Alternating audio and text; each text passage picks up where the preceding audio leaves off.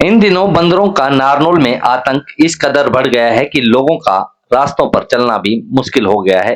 यही नहीं बल्कि बंदरों द्वारा राहगीरों पर हमला कर उनको घायल किए जाने की घटनाएं आए दिन सामने आ रही हैं, जिससे लोग अब भयभीत नजर आ रहे हैं।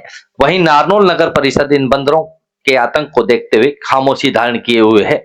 नारनौल में इन दिनों बंदरों का आतंक बढ़ता ही जा रहा है। आम बाजार हो या फिर मोहल्ले, बंदरों की बढ़ती संख्या लोगों की सुरक्षा पर प्रहार कर रही है। बंदरों के हमले आए दिन राहगीरों पर बढ़ते जा रहे हैं। ताजा घटना नारनौल के कर्मचारी कॉलोनी के साथ लगते एक मार्ग की है, जहां पर एक छोटा बच्चा जा रहा था और बंदरों ने उस बच्चे पर हमला बोल दिया। दोपहर के समय बच्चे पर हुए बंदरों के इस हमले से बच्चा काफी बुरी तरह से घायल हो गया। इसी तरह लोगों ने बंदरों को भगाकर घायल बच्चे के परिजनों को बुलाया और ये पूरी घटना एक सीसीटीवी कैमरे में कैद हो गई। यही नहीं बल्कि बंदरों का आतंक आम रास्तों के साथ साथ घरों के अंदर तक जा पहुंचा है। बंदर किसी न किसी रास्ते घरों के अंदर झुंडों के रूप में घुस जाते हैं और घर में फ्रिज को खोलकर उसमें से सामान तक निकाल कर ले जाते हैं। यही नहीं बल्कि जब इन्हें घरों के अंदर से भगाने की कोशिश की जाती है तो उन पर भी बंदरों का हमला होता है। इस घटना में प्रत्यक्षदर्शी देवेंद्र यादव ने बताया कि बंदरों का आतंक बढ़ता जा रहा है। उन्होंने अपने घर के बाहर बंदरों से घिरे एक छोटे बच्चे को बचाया और फिर उसके परिजनों को बुलाकर बच्चा उनके हवाले किया। उन्होंने कहा कि बंदरों के आतंक से हम इतने परेशान हैं कि बंदर घर के अंदर तक घुस जाते हैं, लेकिन जिला प्रशासन इन्हें पकड़ने का कोई प्रयास नहीं कर रहा है। नारनौल में बंदरों के आतंक की कहानी किसी एक पीड़ित या एक परिवार की नहीं, आए दिन किसी न किसी परिवार के सदस्यों पर बंदरों का हमला लगातार जारी है।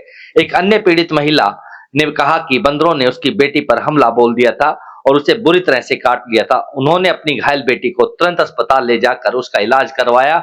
उन्होंने कहा कि आए दिन बंदरों के आतंक के चलते नहीं तो हम सुरक्षित हैं और ना ही हमारे बच्चे। इन बंदरों को पकड़ने के लिए नगर परिषद की जिम्मेदारी बनती है, लेकिन नगर परिषद अभी तक खामोश है और बंदरों का आतंक दिन प्रतिदिन बढ़ता जा रहा है।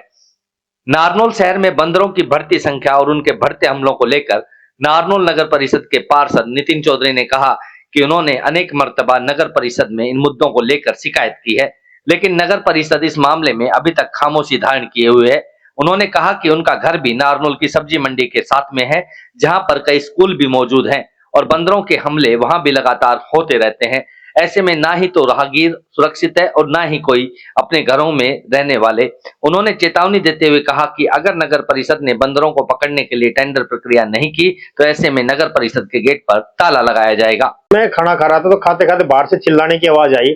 तो एक बच्चा था जो हमारे पड़ोस में रहता है, उसको बंदर झपट्टी मार के उसको सिर से या नीचे गिरा। फिर हमने लकड़ी लेके उसको छुड़ाने की कोशिश की, फिर बंदर भाग गए, लेकिन वो बच्चे के सिर में और क्या नाम पैरों में क्या नाम है जख्म कर दिया था उसने बंदर ने।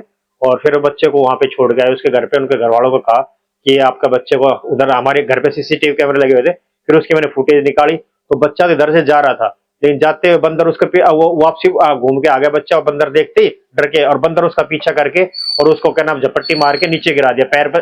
पहले तो मटका भरा, फिर उसके बाद में उनको सिर पे बाल पकड़ के नीचे गिरा दिया बच्चे को। और बच्चा मतलब बहुत ज्यादा चिल्ला रहा था, जख्मी हो गया था बच्चा। जिला प्रशासन से क्या मांग है? जिला प्रशासन ये है कि आए दिन ऐसी घटनाएं होती रहती है। हमारे घर के अंदर भी बंदर, ये शीशे का दरवाजा है ना, इसको खोल के और अंदर चले जाते हैं। बच्चे रहते हैं क्या नाम, हमारी मिसेज रहती है, उनको लकड़ी लेके भगाना पड़ता है, अंदर भी घुस जाते हैं, फ्रिज खोल के उसमें से सामान बखेर देते हैं। और क्या नाम है, बहुत परेशान है हम तो यहाँ से बंदरों से। कई कई दफा बोला भी है कि भाई क्या नाम इनका कुछ इलाज हो, लेकिन प्रशासन कुछ भी इसके बारे में सुनवाई नहीं कर रहा है। क्या मांग करते?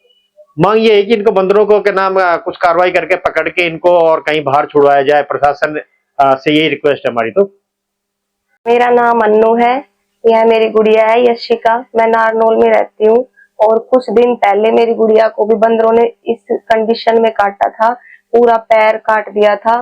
इसको रैम्बो हॉस्पिटल में लेके गए, वहां इसका इलाज करवाया। बंदरों का नगर पालिका कुछ भी नहीं कर रही, बार बार ये कहती है कि टेंडर छूट गया, टेंडर छूट गया, इसके अलावा वो कुछ नहीं कर रहे। तो जिला प्रशासन से क्या मांग?